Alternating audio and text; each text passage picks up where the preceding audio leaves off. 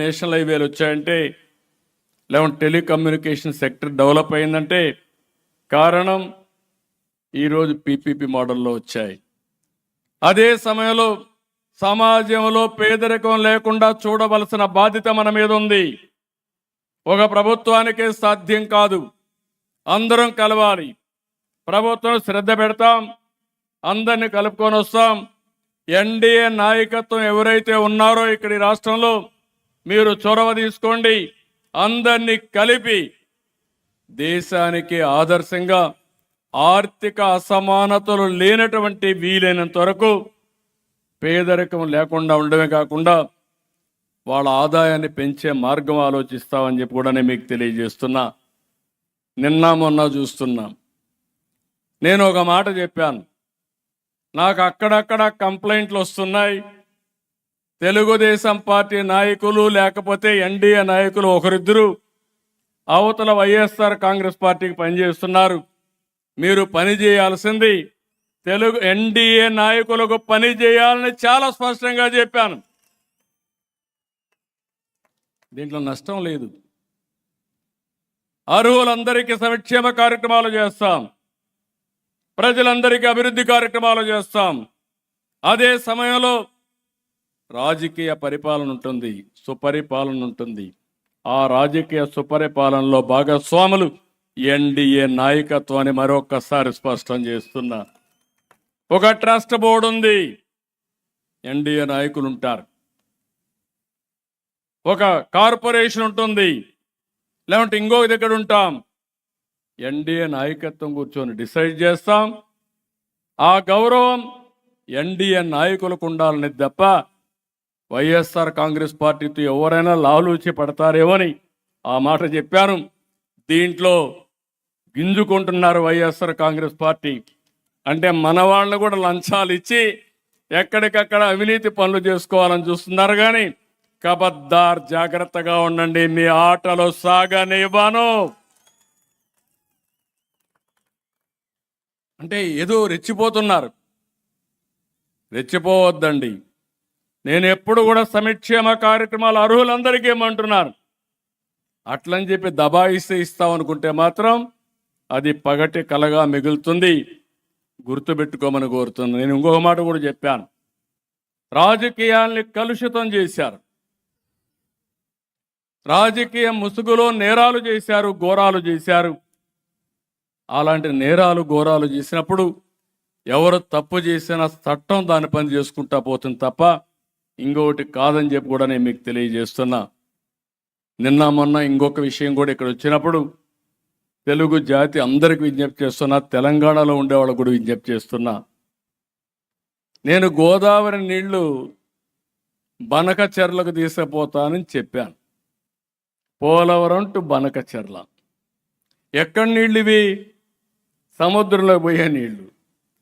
సముద్రంలోకి పోయే నీళ్లు నేను తీసుకుపోతానంటే దాన్ని కొంతమంది ఒక పార్టీ రాజకీయం చేస్తే వాళ్ళు చేశారు కాబట్టి మేము చేయకపోతే వెనకబడిపోతామని ఇంకొకరు మాట్లాడే పరిస్థితికి వచ్చారు. ఇది మంచిది కాదు.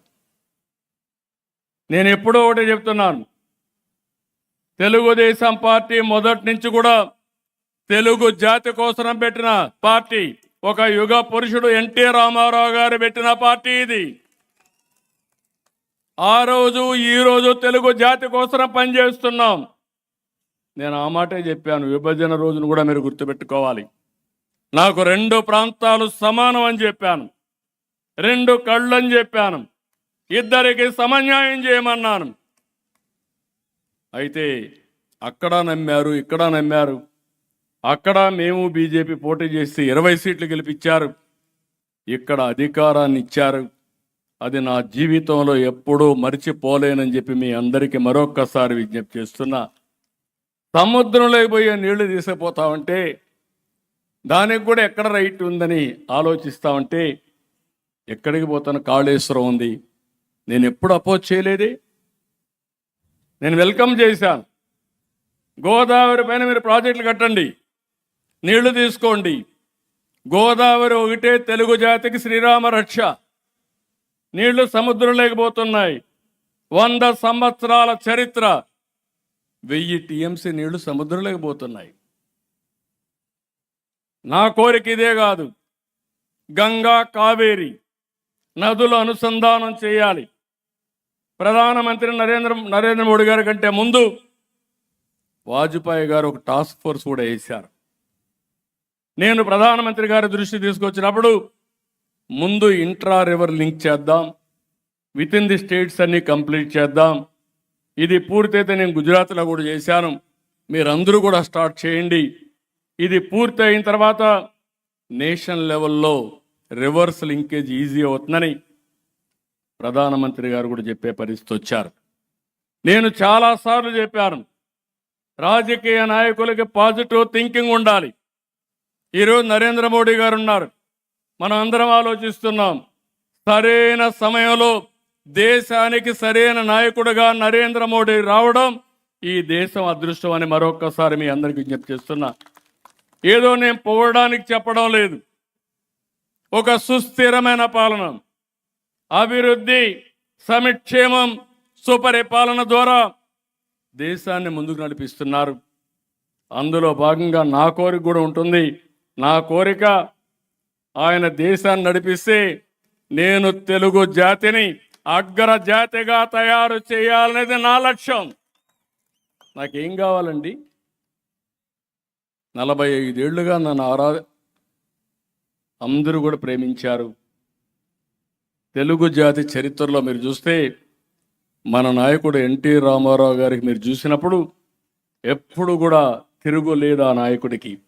ఆయన అనుకుని జరిగింది. 9 నెలల్లో పార్టీ పెట్టాడు, అధికారానికి వచ్చాడు. దేశ స్థాయిలో అన్ని పార్టీలను కలిపి ప్రత్యామ్నాయాన్ని ఏర్పాటు చేసే పరిస్థితికి వచ్చాడు. తెలుగు దేశం పార్టీకి ఒక చరిత్ర సృష్టించిన వ్యక్తి ఎన్టీ రామారావు గారు.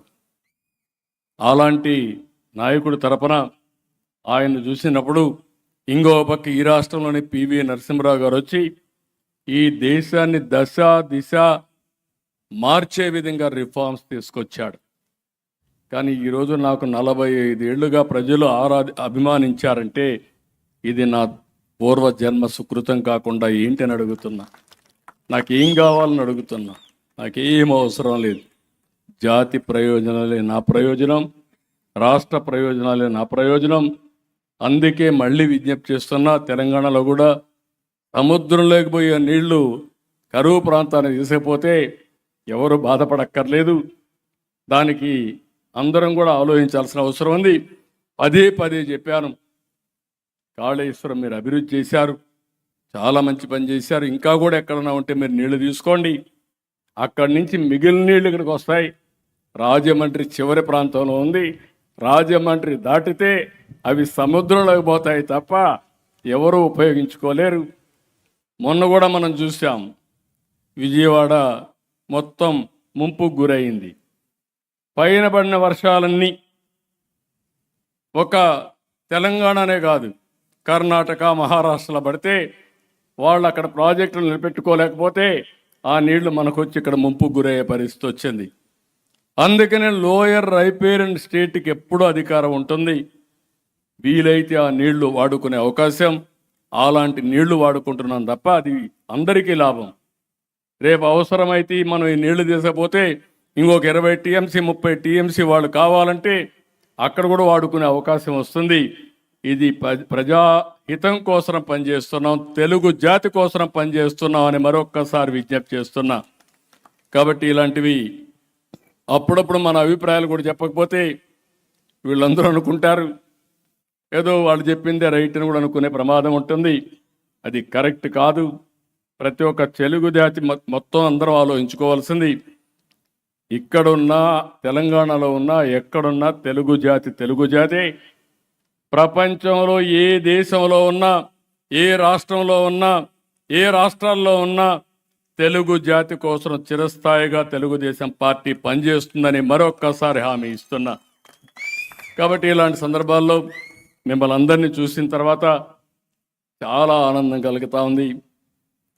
మీతో ఈ విజయోత్సవాలు జరుపుకోవడం చాలా నాకు కూడా కొత్త జోష్ వస్తూ ఉంది, కొత్త ఎనర్జీ వస్తూ ఉంది. రాబోయే రోజుల్లో మనం అందరం కలిసి ఇలాంటి విజయోత్సవాలు ఎక్కువ జరుపుకోవాలి. కానీ ఎన్ని ఎన్నికల్లో మనం గెలవగలిగితే, ఎంత పెద్ద మెజారిటీ గెలిస్తే అంత పెద్ద సుస్థిరతకు నాంది పలుకుతుంది. అలాంటి సాధించినటువంటి వ్యక్తులకి ఎన్డీఏ పార్ట్నర్స్ అందరూ కూడా నేను చూశాను మొన్న కూడా. ఎందుకంటే